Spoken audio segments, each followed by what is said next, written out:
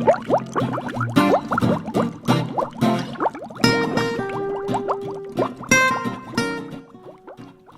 it's Colin from Colin's Beauty Pages here, talking about what to do if you get a reaction to a cosmetic product.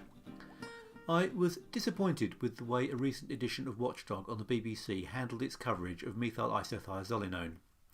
Quite apart from anything else, it failed to address a pretty key question, which is what do you do if you develop a reaction to a cosmetic product? An allergy is something that any of us can develop at any time to anything. But there are a few things that really seem to cause a lot of skin reactions. One of the most common is nickel. This obviously has nothing to do with cosmetics, but it is worth pointing out that nobody knows what it is about nickel that makes it so allergenic. If nickel had just been discovered, no chemist would predict that an unusually high number of people would develop red itchy rashes to it. Nickel allergy means that the sufferer needs to be careful in their choice of jewellery and clothing, but otherwise it's not too bad a condition to have. Food allergies, on the other hand, can be very serious indeed. Although the bulk of allergic reactions are relatively mild, there is always the chance of an extreme one, which might put you in hospital and very, very rarely might even kill you. Nut allergies are something we know all about because the activists have persuaded every conceivable source of nut contamination to prominently label the risks. At least they have in the UK. You can't visit your supermarket here without being warned over and again about which products might contain nuts.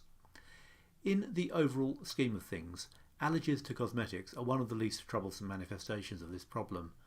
Cosmetics are used in small quantities and most of what is applied never makes it across the skin. Formulators have learned to avoid ingredients that have a tendency to cause a lot of allergies. On top of that, there is industry-wide cooperation to minimise reactions to known allergens, of which I'll talk about more later. As a result, the total number of reactions to cosmetics and personal care products is pretty low. As far as I know, there has never been a death due to an allergic reaction to a cosmetic product. It's a theoretical possibility, but has probably never happened. But while the overall percentage is low, of course, if you are one of the unlucky ones who does get a reaction, you are affected 100%. Knowing you're in a small minority won't be too much comfort. So, what do you do if you have a reaction to a cosmetic product? Let's look at the science. Allergic reactions are caused by your immune system identifying something it encounters as a problem. We all have the potential to develop an allergy to just about anything at just about any time. The most extraordinary example I've come across is Stephen Fry. He reports that he is allergic to champagne. He describes being taken to hospital on one occasion and missing a ball as a consequence, which must be very unfortunate. Champagne allergy is a fairly rare one, and unless champagne becomes an item of mass consumption, it's unlikely to become one. You need a reasonable level of exposure to any allergen for an allergy to develop. Another surprising allergy is when the body actually becomes allergic to bits of itself. This seems to be at least part of what goes on in the case of eczema. The technical term is autoimmunity. But let's get back to the skin. In the case of a skin allergy, what happens is that the agent crosses the skin where it encounters the white blood cells. The white blood cells will latch onto a particular shape of molecule which they interpret as a threat. This might not be the whole molecule, it might be a portion of it.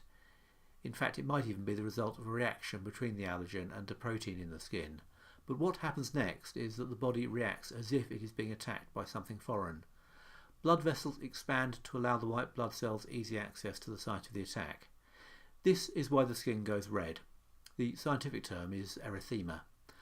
Lots of inflammatory agents are released that are intended to destroy the perceived aggressor. The skin feels hot and itchy from a sort of form of collateral damage. There isn't much rhyme or reason to which materials are most likely to cause allergies, but some seem to be a lot more prone to it. Common causes are preservatives. Two of the most commonly experienced allergies are to the parabens and to methyl isothiazolinone and methyl chloroisothiazolinone. This is because these two agents are very widely used. Paradoxically, they get used widely because they don't cause many skin reactions. If you're not following me, just keep on, it will make sense. If you ship millions of units, as big cosmetic companies do, you will get reports back of allergies. This is inevitable. These get taken very seriously, and if an ingredient is identified that is causing a lot of allergic reactions, it will get formulated out. All the companies as a result of this end up converging on the same low allergen inducing alternatives, which in practice means the parabens and the azolinones. This is fine for most of us, but it gives the small number of people who are allergic to them a real problem because they have so few alternatives. Other preservatives, especially the organic acids in my experience, are also quite likely to be culprits. I've put a list of commonly used preservatives on the blog, there's a link below. Fatty acids also affect some people in a way that always seems very strange to me. The most common fatty acid involved is stearic acid, but myristic acid, palmitic acid and oleic acid can also cause reactions.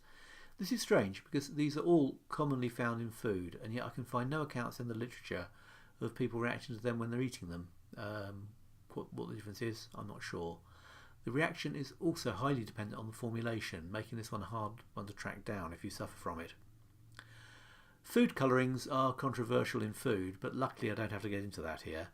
The colourings in cosmetics very, very rarely cause any allergic reactions, so that at least can be ignored. Fragrances and essential oils are typically packed full of components that have form as allergens. This fact has been recognised in the EU legislation, which requires the 26 most commonly encountered allergens to be specifically listed. This is a good pragmatic approach because both fragrance and essential oils can possess quite a lot of the components, and it will quickly become impossible for them to all be listed on the ingredient lists. And if you did have an allergic reaction to one, you'd have to read hundreds and hundreds of irrelevant chemicals in your search for them. You will see these fragrance allergens on any number of products, but in fact allergies to them are not all that commonly encountered. The reason for this is that there is a code of practice controlled by an organisation called IFRA, the International Fragrance Research Organisation, which publishes and continually updates guidelines on how to formulate fragrances. These aren't compulsory, but almost every significant company follows them. This is one of the cosmetic industry's best kept secrets, and it's a shame that more people don't know about it. I may do a blog post on it in the future actually. But even so, the list of allergens is worth referring to if you've experienced a reaction, and again they are all on the blog. So you now have a list, probably slightly longer than you wanted, of potential allergens in the cosmetic product you are having issues with. You might now be able to spot the ingredient that is giving you trouble just from comparing the lists of products which give the problem and those that don't.